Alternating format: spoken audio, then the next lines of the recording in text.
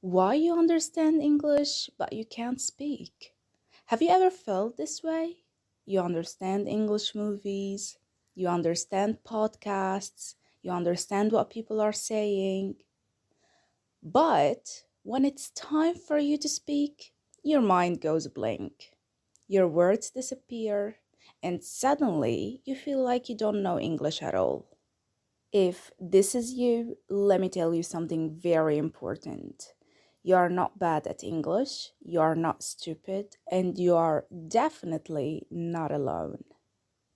Today, I want to explain why you understand English but can't speak it, and more importantly, what's really happening inside your brain. Part 1: Understanding and Speaking. First, let's clear one big misunderstanding. Understanding English and speaking English are two completely different skills. Understanding is a passive skill, speaking is an active skill. When you listen or read, your brain is relaxed. You don't need to produce anything. You just recognize words and meaning. But when you speak, your brain must choose the right words, put them in the correct order, think about grammar, control pronunciation, and do all of this in real time. That's a lot of work.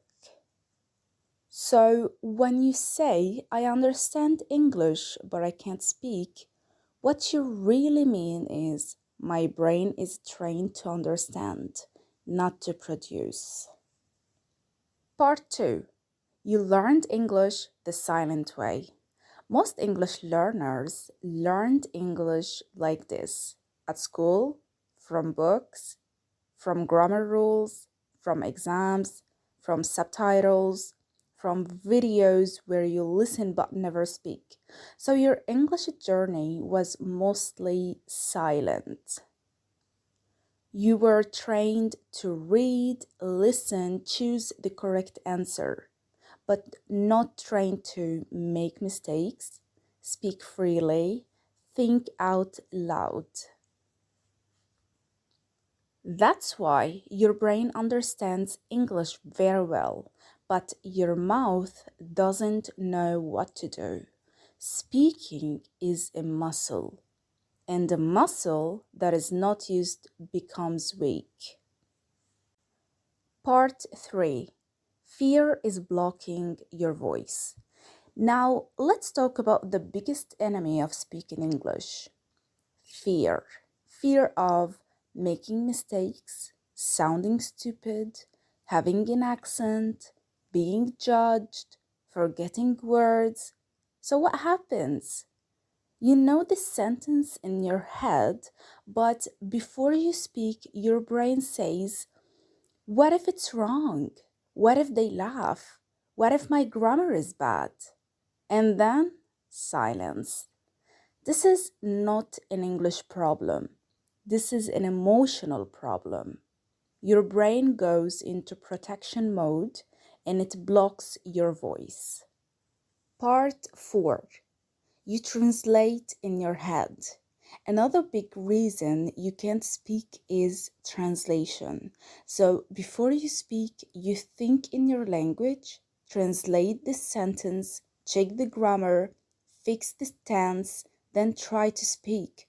By the time you are ready, the moment is gone. Native speakers do not translate, they think in English. That's why speaking feels slow and stressful for you.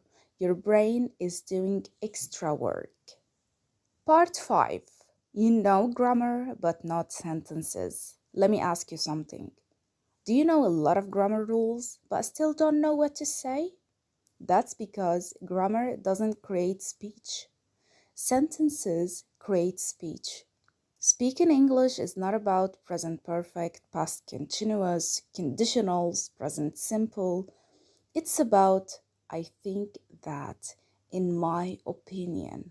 To be honest, what I mean is, if you do not practice ready-made sentences, your brain freezes. Part 6. Your accent is not the problem. Let me say this clearly. Your accent is not a problem. An accent means you speak more than one language. You have a story. You are brave. Most fluent English speakers in the world are not native speakers. Fluency is not about sounding perfect, it's about being understood. Stop waiting to sound perfect, start speaking. Part 7. The truth you need to hear. Here is the truth. You don't lack English, you lack speaking practice. You understand English because you practiced understanding. You can't speak because you didn't practice speaking. And that's fixable. So, if today you understand English but can't speak, please remember this. You are capable, you are learning, and your voice matters. Start speaking badly, start speaking slowly, start speaking scared. Because fluency comes after mistakes, not before. If this video helped you, don't forget to like, subscribe, and share it with someone who feels the same. And remember, you don't need perfect English, you need courage.